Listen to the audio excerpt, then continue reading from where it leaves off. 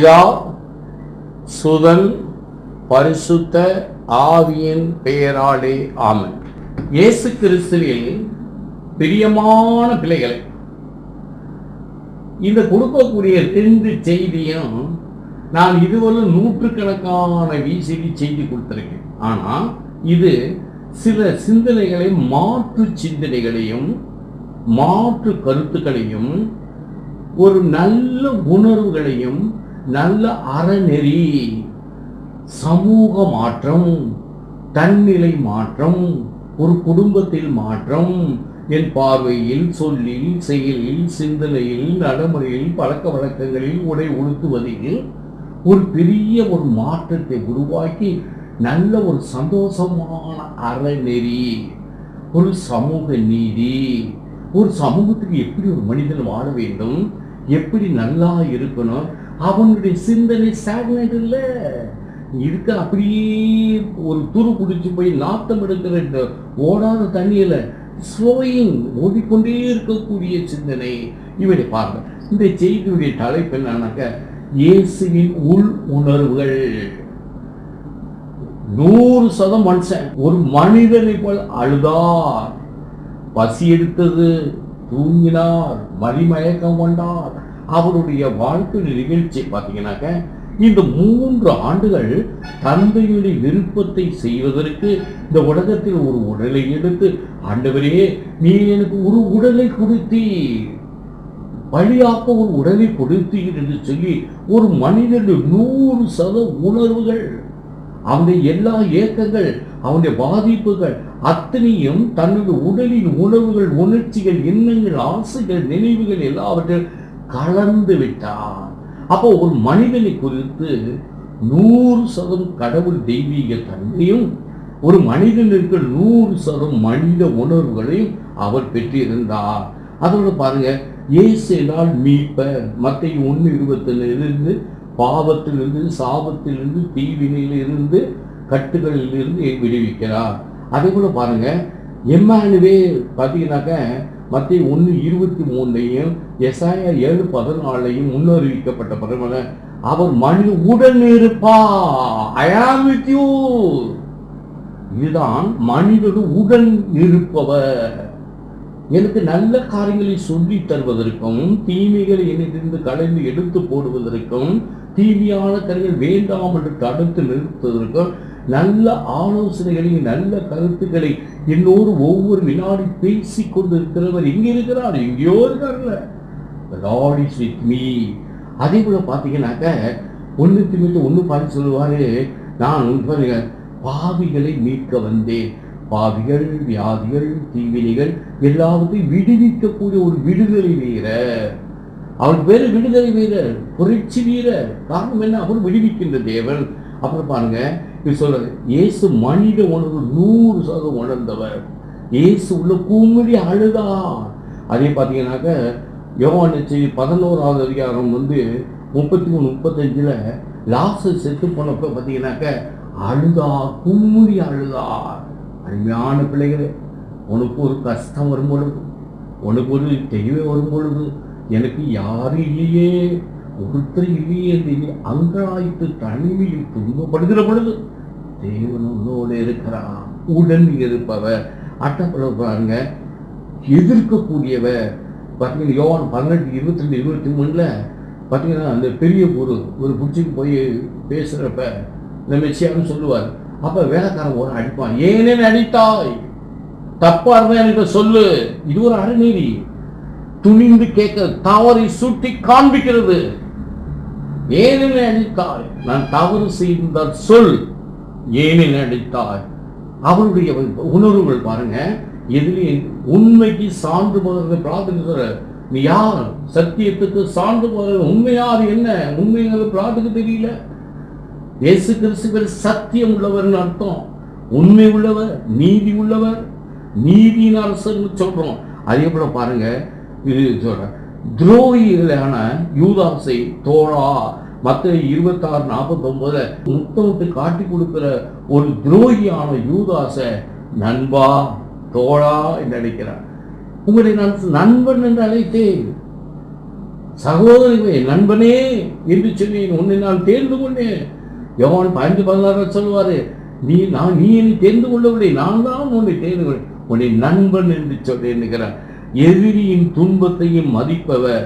பாருங்க, கைது செய்யும் பொழுது இந்த மால்கோஸ் சொல்லக்கூடிய அந்த படை வீரர்கள் ராயப்பர் காதை வெட்டி போடுவார். அதை எடுத்து அவங்களுக்கு சுகத்தப்படுத்து சொல்லாதே கண்டிப்பாரு. வாளால் எடுத்தவன் வாளால் மடிவான்னு சொல்லி தன் சீடர்களை கண்டிக்கிறார், நம்பினவர்களை விடுவிக்கிறார். என்ன சொல் யோவான் 18:8 என்ன பிடிச்சிக்க எல்லாத்தையும் விட்டுருப்பாரு. தன்னை பிணையாக்குகிறார். அட்ட நாசரேத்து நான் தான் என்று சுத்துணிவாக சொல்லுவார். அப்படின்னா இயேசு யார் பார்த்தீங்கன்னா, கடவுள் மனிதர். அவருடைய பணி தந்தையான தன்னுடைய கடவுள் அப்பா அனுபவத்தை கொடுக்கக்கூடியது. சரி, அவருடைய வேலை பார்த்தீங்கன்னாக்க பாவத்திலிருந்து என்னை விடுவிக்கிறார், சாபத்திலிருந்து விடுவிக்கிறார், தீயவன்ற அடிமைத்தனத்தை விடுவிக்கிறார். என் தனிப்பட்ட வாழ்வில் நான் அடிமையாயிருக்கிறேன்.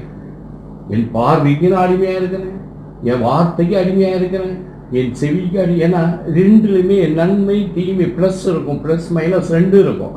அப்ப தீமைகளுக்கு என்னுடைய பரிசுத்த வாழ்வையில தனிப்பட்ட வாழ்க்கைக்கு என்ன இருக்கக்கூடாது, அடிமையாக இருக்கக்கூடாது. அதை விடுவித்து நன்மைகளை சொல்லுகிறது அவன் சமூக நீதினா. முதல்ல நீ சரியாரியா, என் பிள்ளைகிட்ட போய் நீ தண்ணி படாத, நீ நிகழ்வுக்குற அப்பா முதல்ல நீ சரி பண்ணி இருந்தவா. அறநெறி என்பதை நீ வாழ்ந்து காமி, சொல்லாத வாயால சொல்லு. ஊரே பிரசங்கம் வைக்கிற, ஏன் உன்னால சரி பண்ண முடியுமா? ஊரே நீ பண்றது பெரிய தப்பு பண்ற, எனக்கு அறநெறிங்கிற சமூக நீதிங்கிற செய்யுங்கிற செய்யாதங்க வேலைய பாரியா. அப்ப ஒரு ஆள் என்ன செய்யணும், சமூக நீதி அறநெறி போதிக்கக்கூடியவன் என்ன செய்யணும், தான் வாழ்ந்து காமிக்கணும். ரொம்ப கரெக்டான ஆள் தான் அவரு, கரெக்டா இருப்பாரா. இயேசுக்கு பேர் சொன்னதை செய்பவர், செய்ததை சொல்லுபவர். யார் யாரோ சொல்றாங்க, ஆனா எது உண்மைனாக்கா ஏசாமி சொல்றதுதான் உண்மை. அட்டப்புல பாத்தீங்கன்னாக்க பலவிதமான தீய உணர்வுகளுக்கு அடிமையாகாதே.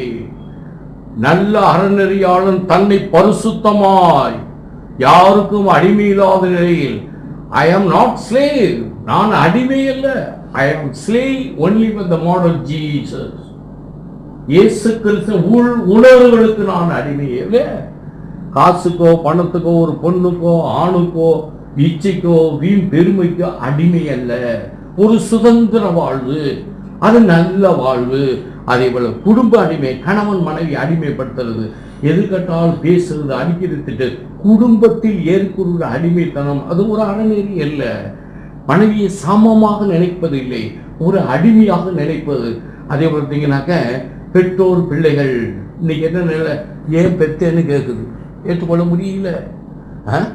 எவனை யாரும் பெக்க சொன்னா, ஏன் பொம்பளை பைய பெத்த, அக்காவை சிவப்பா பெத்த, என்ன கருப்பா பெற்றிருக்கிய, எவ்வளவு பிரச்சனை இருக்குது குடும்பத்துக்குள்ள இன்னைக்கு. இந்த மாதிரி பெற்றோர்களுக்குள்ள இருக்கக்கூடிய அடிமைத்தனங்கள் குடும்பத்துல, அதே போல நண்பர்கள் சகோதரர்கள் இவர்களுக்கு இருக்கக்கூடிய அதிகாரம் ஆதிக்கம். ஒரு அறநெறி என்பது சமத்துவம், சகோதரத்துவம், எல்லாம் பார்த்தீங்கன்னா ஈக்குவாலிட்டி. அடுத்தவங்களை ஆதிக்கம் பண்ண முடியாது, கட்டாயப்படுத்த முடியாது. இயற்கையாகவே ஒரு மனிதருக்கு உருவாகக்கூடிய காரியங்கள். அட்டப்புறம் பாருங்க, நீ வாழும் சமூகம். இந்த ஒரு தெருவில் வாழ்ற பல ஜாதி சனங்க இருக்கிறாங்க, பல மொழி பேசுறவங்க இருக்காங்க, பல சட்டத்துணி போடுறவங்க இருக்காங்க, பல உணவு வகை சாப்பிட்றாங்க. எல்லாம் அது ஒரு சமூகம், மனித சமூகம்.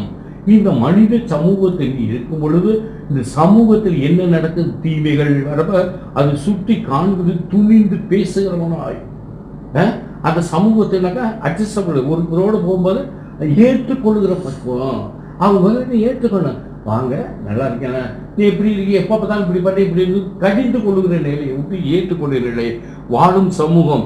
எந்த பிரிவானாலும் இனமானாலும் மொழியை சார்ந்ததால் நீ அடிமை அல்ல, உனக்கு துணிவு உண்டு, சமத்துவம். இது சமத்துவம் எப்படி கேள்வி கேட்கணும், ஏன்னா அப்படி இருக்கேன், ஏன் இவங்க அப்படி இருக்காங்க, ஏன் இப்படி எப்போ பார்த்தாலும் ஏன் தோசம் இப்படி சொல்லி, ஏன்டா அப்படி இருக்க, ஏன்டா அப்படி இருக்க, உனக்கு திறமை இல்லை, you are having the skill. உன்னுடைய கடவுள் திறமையை கொடுத்திருக்காரு. என்ன ஒரு சிந்திக்க செயல்பட உன் உடல் உள்ள அப்படி என்ன நடக்க சிந்திக்க திறமை கொடுத்திருக்காரு. ஆண்டவர் ஏன்னா இப்படி இருக்கேன், ஏனால செய்ய முடியல, ஏன் இப்படி இருக்கு, 1000 விதமான சிந்தனைகள் கேள்வியில் எழுதுகிற பொழுது உன்னுடைய வாழ்க்கையில் மிகப்பெரிய மாற்றத்தை அறிவாய். ஆண்டவர் சொல்ற அறநெறியாளன் சிந்திப்பவன், சிந்தனையை செயல்படுத்துபவன், செயல்படுத்துவதை விரிவாக்குபவன், விரிவாக்குவதை தொடர்பவன், தொடர்வதை தொடர்ந்து கொண்டே இருப்பவன், எல்லா நன்மைகளை அடைந்து கொண்டிருப்பவன் அறநெறியான ஒரு சமூகவாதி. அடிமை அல்ல, நிஜமான அடிமை அல்ல, ஒரு விதமான பழக்கத்துக்கு அடிமை இல்லை, காசுக்கு அடிமை இல்லை, ஒரு பெண்ணுக்கு அடிமையே இல்லை, வீணான செருக்கு ஆணவம் அதிகாரம் ஆக்கக்கூடிய ஈவைகள் இருந்து வெளியை கொண்டு அன்பு மகிழ்ச்சி சமாதானத்தை தானும் அனுபவித்து கொடுக்கக்கூடிய ஒரு சிறந்த சிந்தனையாளன் தான் அறநெறியாளன். அவன் தான் ஒரு சமூகவாதியாக இருக்க முடியும். பதுக்கள் கலக்கள் இது மாதிரிலாம் பண்ணிட்டு பேசுறது மாத்திரம் பெரிய பேசுவது ரெட்ட வேலை போடுகிறவர்களாக இருப்பார்கள். அது சமூகத்தை சார்ந்ததில்லை. அடுத்த பாருங்க, நீ அரசியலுக்கு அடிமை அல்ல, நீ எதுக்கு அடிமை? நீ அடிமை அல்ல, தவறை சுட்டி காண்பிக்கிறவன். இயேசு சொன்ன நீ செய்வ தவறு இப்பேற்பட்ட நிலைகளை உருவாக்கக்கூடிய. அதே போல பார்த்தீங்கன்னா மதத்துக்கு நீ அடிமை அல்ல, மதத்தை உருவாக்குறவர்களுக்கு வழிநடத்தவர்கள் சரி அடிமை அல்ல. அப்போ பார்த்தீங்கன்னாக்க இயேசுசாமி 3 ஆண்டுகள் தயார் செய்கிறார். இந்த மனித தன்மையோடு மக்களோடு பேச 3 ஆண்டு தயார் செஞ்சு ஒரு பக்குவமான எக்ஸிக்யூட் பண்ணி செயல ஆக்கிற பொழுது எல்லாரும் கொண்டு போட்டாங்க. அப்போ பாருங்க, சமயத்துக்கு நீ அடிமை அல்ல. பாருங்க, நீ எந்த சமயத்தை சார்ந்திருந்தாலும் ஒரு தனிப்பட்ட ஆண் பெண் குடும்பம் குழு கூட்டம் இவை பார்த்தீங்கன்னா தாழ்ந்தவர் உயர்ந்தவர், மேல் ஜாதி கீழ் ஜாதி, பணக்காரன் ஏழை, படித்தவன் படிக்காதவன், இவைகளுக்கு நீ அடிமை அல்ல. ஒரு மனிதனை மனிதனாக மாறிப்பதில்லை. ஒரு மனிதன் என்னை போல ஒரு மனிதன், எனக்கு என்னென்ன உணர்வுகள் இருக்கிறதோ அவனுக்கு உண்டு. இயேசுசாமி கொடுத்த கட்டளை நான் 10 கட்டளை 2 கட்டளையாக. முதல்ல என்னை பார், உன் கர்த்தாவாகி சரீசனாமே, என்னை அன்பு செய். என்னை நீ அன்பு செய்கிற அதே போல உன்னை நீ அன்பு செய்து உன் அயலானை அன்பு செய். எனக்கு பசிக்குதுன்னா அவனுக்கும் பசிக்குது நினைக்கிறியே, அவனுக்கு சாப்பாடு வேணும்னு நினைக்கிறியே, நீ நல்லா இரு, நீ பசியாரிக்க வார்த்தை இல்லை. யாக்கோபு சொல்லுவாரு, விசுவாசம் இல்லாத ஜெபம் பயனற்ற ஜெபம், செயலற்ற விசுவாசம். அதே போல பாருங்க, ஆதிக்கம் அதிகாரம் அடக்குமுறை, பதுக்கல் கலக்கல் ஒதுக்கல் கடத்தல் திணித்தல் அழித்தல் பிரித்தல் வழியாக ஒரு இனம் குணம் மக்கள் அடிமைப்படுத்தி வைப்பது. இது ஒரு சமூகத்தினுடைய மாற்றம். என்ன, அவங்களுக்கு சுதந்திரத்தை கொடு, அவங்க அடிமைப்படுத்தாத. மொழியின் பெயரால், மதத்தின் பெயரால், தெய்வங்களின் பெயரால், இனத்தின் பெயரால், அவர்கள் பிறந்த ஜாதி வழியாக, அவர்கள் செய்த தொழிலின் அவங்க அடிமையில். அவன் 100% கடவுளுடைய சாயல் பெற்ற மனிதன். அந்த மனிதனை மனிதனாக நினை. அவனுடைய சுய மரியாதை சுய உரிமையை நீ தடுக்காதே, அவனுடைய உயர்வை நீ எதையாவது சொல்லி தடுக்காதே. அட்டப்பட பாருங்க, இது ரகசிய செயல். பல முகம் கொண்ட பார்த்தீங்கன்னாக்கா பெரிய பணக்காரப்பான், பல தப்பு செஞ்சுட்டு இருப்பான், ஒரு 100 பேருக்கு அடிமையாக்கி இந்த வேலை வாங்கிட்டு இருப்பான். அந்த மாதிரி சமயத்தில் அவனுடைய சூழ்நிலை கண்டுபிடி. இயேசு ஒரு ஆன்மீகவாதியா, இயேசு ஒரு அரசியல்வாதியா, இயேசு ஒரு புரட்சிவாதியா, இயேசு ஒரு சமயவாதியா, இயேசு ஒரு சமத்துவவாதியா, இயேசு ஒரு சகோதரத்துவவாதியா, இயேசு ஒரு அறநெறிவாதியா, இயேசு ஒரு பயங்கரவாதியா? மனிதன் பல பாதிப்புகளில் உணர்வு கூட்டு சங்கமமே இயேசு. சங்கமம் எல்லாம் சேர்ந்து வந்தீங்க, கூட்டு சங்கம். பாருங்க, அவர் எப்படின்னு சொல்ற காரியங்கள் சொல்றோம் பாருங்க. யோவான் 8:22 இயேசு ஒரு அஞ்சான் நெஞ்சன், ஏன் என்னை அடுத்தார், அந்த உணர்வுகள் அவர்கிட்ட இருந்துச்சு. 2வது பாருங்க, அந்த புள்ள நேரிடம் போய் சொல், நான் இருக்க என்ன செய்ய சொல்லு. அவர் நம்ம என்ன பண்ணோம், அன்பாக அப்படியே தலையில் வட்டம் போட்டு ஒரு புனிதராக இப்படியே பாருங்க. ஆனால் அவருக்குள் இருக்கக்கூடிய இந்த மனித உணர்வுகள் ஒரு மனிதனை ஒரு அறநெறியாளனாக, ஒரு சமூக சீர்திருத்தவாதியாக, ஒரு எல்லாத்தையும் ஏற்றுக்கொள்ள பக்குவம் உள்ளவனாக, அந்த காரியங்களை மனிதன் இதுவரை உணரவில்லை. சமயத்தை சார்ந்த தலைவர்கள் சொல்லி தரவில்லை. காரணம், அவர்கள் வாழவும் இல்லை. காரணம் என்ன, இந்த உணர்வுகளை மக்களுக்கு சொல்லியிருந்தா அந்த அடிமைத்தனம் இருக்காது. அது சொல்றதுல தேவையில்லை தப்பத்தில் அது கொண்டு ஒரு மயக்கம் வருவதையே மக்களை ஓட்டிக்கிட்டு இருக்கிறது. இந்த மாதிரி அடுத்த பாருங்க, அந்த குள்ள நேரிடம் போய் சொல்லுவார், சதுசேயர் பரிசேயர் மறு சாடல். பார்த்தீங்கன்னா மத்தேயு 23வது அதிகாரத்துல மத்தேயுல ஒரு பெரிய ஒரு 50 வசனம் இருக்கு. மறைநூல் அறிஞர்களே ஐயோ கேடு, நீங்கள் பாத்திரத்தை வெளியில் சுத்தப்படுத்துகிறீர்கள், உள்ளத்தை கவனிப்பதில்லை. வெளியில் நல்ல நீட்டா ட்ரெஸ் பண்ற, உள்ளத்தில் கல்வர்கள் புகை. அதே போல பாருங்க, சாட்டை எடுத்து அடிக்கிறாரு. எது என் ஜெப வீடு, நீ கல்வருக்கு போய் போ வெளியே. ஒரு தீவிரவாதியாக இருக்கிறார் அவர். இத்தனை உணர்வுகளை வச்சிருக்கிறது ஒரு சமயத்தை விட ஒரு சமூகம். பல சமயங்கள் கூடி, பல இன மக்கள் ஒன்றாக கூடி ஒரே மனிதன் என்ற நிலையில், மனிதனை மதிக்கிற நிலையில், ஒரு சுய மரியாதையை கொடுக்கிற நிலையில் வருகிற பொழுது அதுவே சமூகத்தின் உயர்வாக இருக்கிறது. அதே பாருங்க, சட்டத்தை உடைத்தவர், தொழுநோயாளி தொடாதுன்னு அந்த காலம் சட்டம் சொல்லுச்சு. அவங்க தொட்டால் சட்டத்தை உடைத்தார். இயேசு கிறிஸ்து சட்டத்தை மீறுகிறவர் அல்ல, சட்டத்துக்கு ஒரு நியாயம் கற்பிக்கிறவர். சட்டம் இதுதான். அவனை நோயாளிக்காக தனியாட்டி அவனை வராதே, பேசாதே, வீட்டை விட்டு ஓரமாக இரு, மணி எடுத்துக்கிட்டே வா, நீ பார்க்கக்கூடாது, சாப்பிடக்கூடாது, ஒதுக்கி வைத்த தொழுநோயாளியே என்ன பண்றாரு? தொடுகிறார். ரெண்டாவது பாருங்க, அட்டாப்புல இன்னொன்னு சொல்லுவாரு, பாவியோடு விருந்து உண்ணாதே. உங்களுடைய போதக பாவியோட உணவு உண்றாரு, சக்கரை வீட்டுக்கு போறாருனாக்க அவர் சொன்னார், சட்டத்தை உடைத்தார், நான் உண்ணுவேன் என்று சொல்லி அந்த பாவிகளோடு இருந்தார். அதே போல பாருங்க, வேசி, அந்த லூக்கான 7வது அதிகாரம் 34-50 வசனத்தை பார்த்தீங்கன்னாக்க, சீமோன் யார் இவர்? உண்மையிலே இறைவாக்கினாக அதை ஒரு காலை கொடுக்கிறவர் யாருன்னு தெரியுமான? சீமோனே என்ன நினைக்கிறார்? தொட அனுமதித்தார். காரணம் என்ன? அந்த பெண்ணுடைய உள்ளத்தில் இருந்த எல்லா ஏக்கைகளை கண்ணீரால் சிந்துகிற வரையில் மனதுக்கு ஒரு சமாதானத்தை கொடுக்கக்கூடியவர் தான் ஒரு சமூகம். அதி ஒதுக்கப்பட்டவள், அவர் வேசி, அவர் தொழுநோய், அவள் சமாரிய பெண், தீண்டத்தகாதவள், திட்டத்தில் பேசக்கூடாது. ஊர் என்ன சார், உலகமும் பிரித்து வைத்திருந்ததை தன்னுடைய உடலால், உள்ளத்தால், உணர்வால் ஒன்று இணைத்து ஒரு புதிய சமூகத்தை உருவாக்கியது ஆண்டவராய் இயேசு கிறிஸ்து. தொழுநோயை தொட்டாரு, விபச்சார பெண்ணை தொட அனுமதிச்சாரு, சட்டையில பாவி ஊற்ற அவர் போயிட்டு சாப்பிட்டாரு. அட்டாப்புல பாருங்க, சமாரிய பேர் தீண்டாதவங்க, அதெல்லாம் பேசக்கூடாது, நேரம் போய் தண்ணி குடு, நான் குடிக்கணுங்கிறாரு. அந்த உறவுகளை உருவாக்குவது புதிய சமூகம். வேண்டாம் என்று தாழ்த்தப்பட்ட மக்களோடு நீ போய் பேச அவளை உண்டு உணர்வது ஒரு பெரிய புதிய சமூகம். சமய நீதி, சமூக நீதி சொன்ன எது நீதி? சமூகத்தில் தாழ்த்தப்பட்டவர்களை உயர்த்தி அவனும் மனிதன் என்னை போல் என்று சொல்லுறியே, அதுதான் சமூக நீதி. அவன் தீண்டத்தகாதவன், அவன் ஜாதியால், இனத்தால், தொழிலால் மிதிக்கக்கூடியவன் அல்ல, அவன் மதிக்கக்கூடியவன் என்று நீ சொல்லுகிறாயே, அதுதானே ஆண்டவர் கொடுக்கக்கூடிய அந்த சமய நீதி. அட்டாப்புல பாருங்க, ஓய்வு நாள், இது செய்யாத இதை செய்ய இல்லை. 18 வருஷமா இருக்க லூக்கான செய்தியில பாத்தீங்கன்னாக்க 13வது அதிகாரம் 10வது வசனத்திலிருந்து 18 வருஷங்களாக விசுவாசம் பிடிச்சிருக்காங்க. வேற இல்லையா? ஓய்வு நாள் மனுஷனுக்கு தாய ஓய்வு நாள், ஓய்வு நாளுக்காக மனிதன் இல்லை.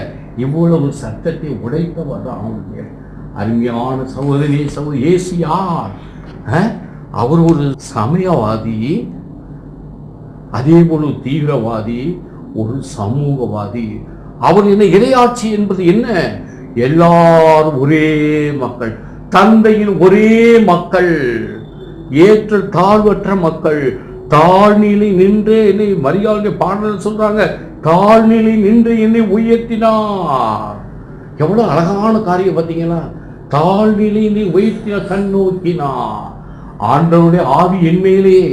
ஆண்டவர் என்ன கொடுத்தாரு? லூக்கான 4வது அதிகாரத்தில் 10 படிச்சு பார்த்தீங்கன்னாங்க, சிறை போட்டவருக்கு விடுதலை, ஒடுக்கப்பட்டவருக்கு விடுதலை, இல்லாதவருக்கு கொடு.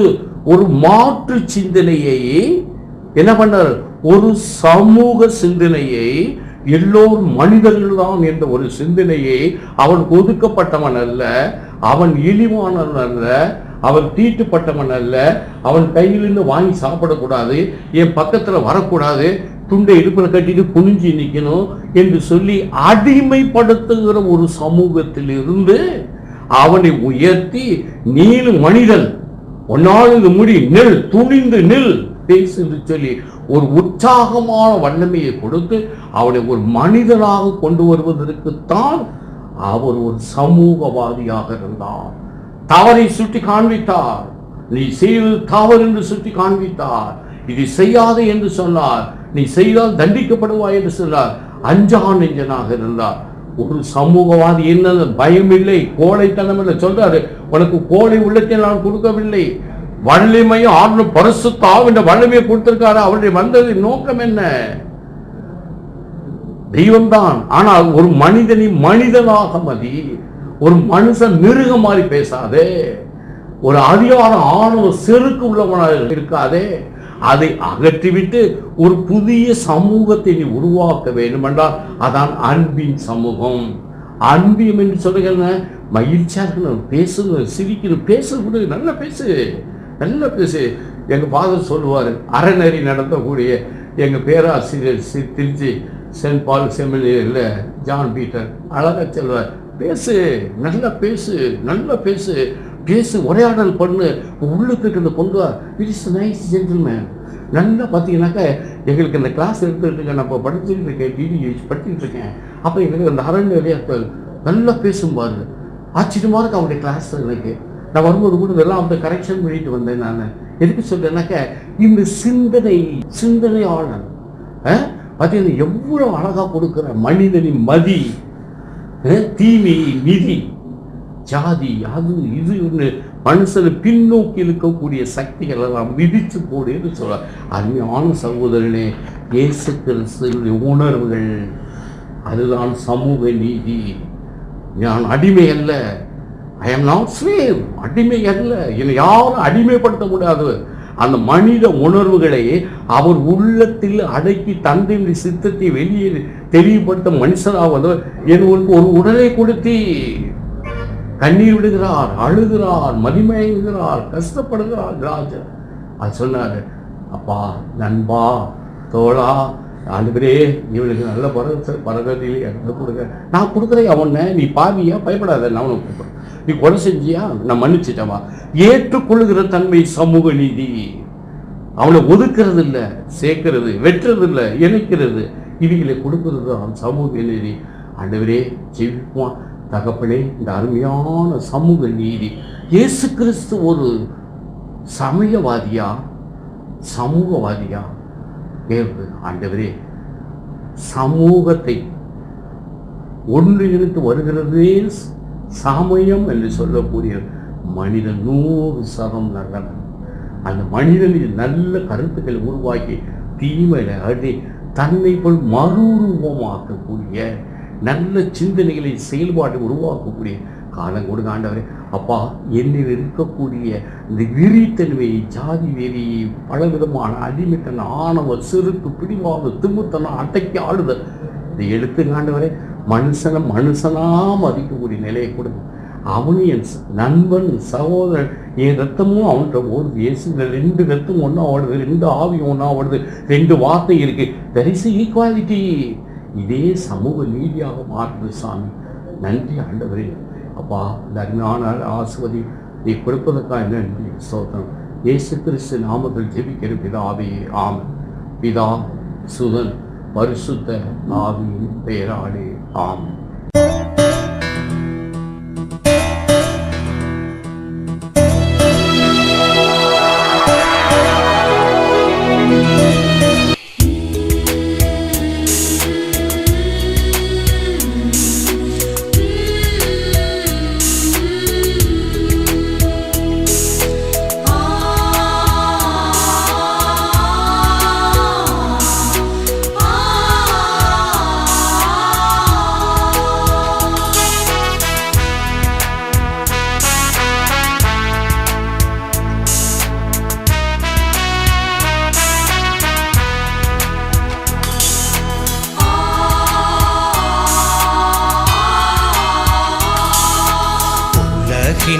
ஒளியே, உண்மையின் உயிரே, உமக்கே ஆராதனை. உலகின் ஒளியே, உண்மையின் உயிரே, உமக்கே ஆராதனை.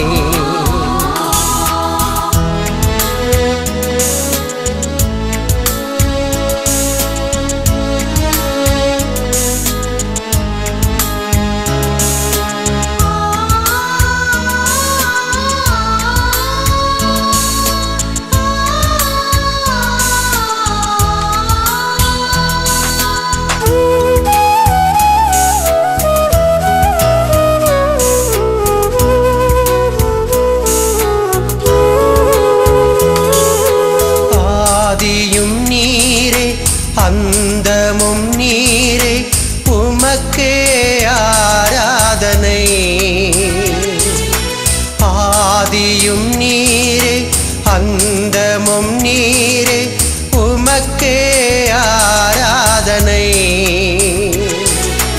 உமக்கே ஆராதனை உமக்கே ஆராதனை உலகின் ஒளியே உண்மையின் உயிரே உமக்கே ஆராதனை உலகின் ஒளியே உண்மையின் உயிரே உமக்கே ஆராதனை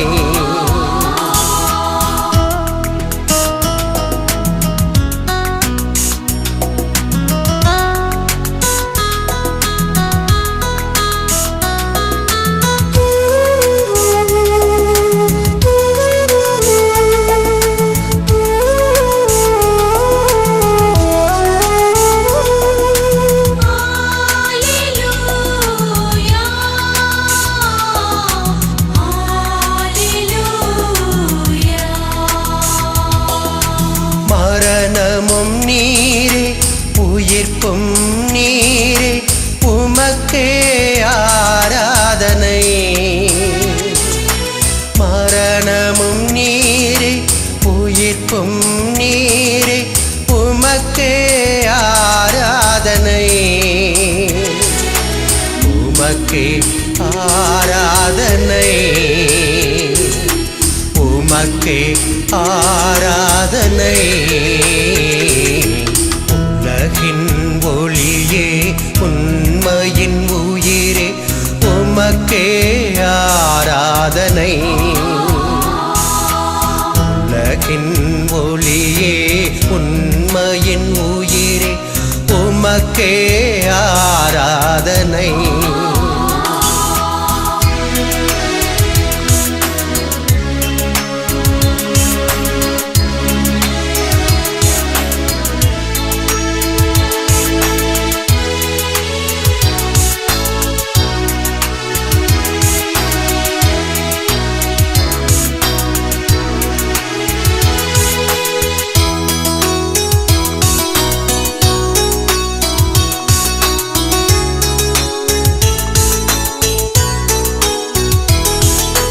மனிதனும் நீரே தேவனும் நீரே உமக்கே ஆராதனை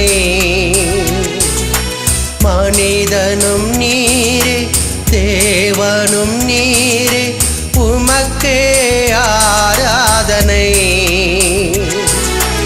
உமக்கே ஆராதனை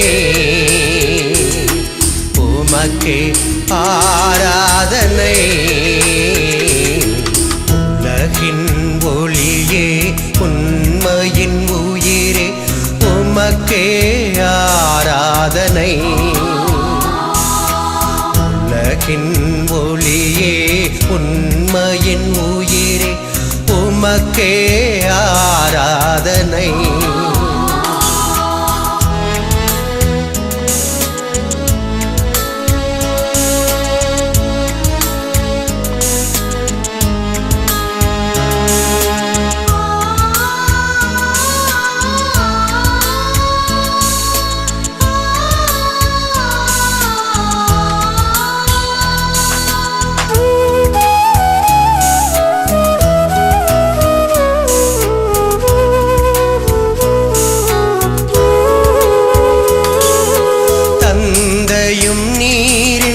தமையனும் நீரே உமக்கே ஆராதனை தந்தையும் நீரே தமையனும் நீரே உமக்கே ஆராதனை உமக்கே ஆராதனை உமக்கே ஆராதனை உலகின் ஒளியே உண்மையின் உயிரே உமக்கே ஆராதனை உலகின் ஒளியே உண்மையின் உயிரே உமக்கே ஆராதனை உமக்கே ஆராதனை ஆராதனை உமக்கே ஆராதனை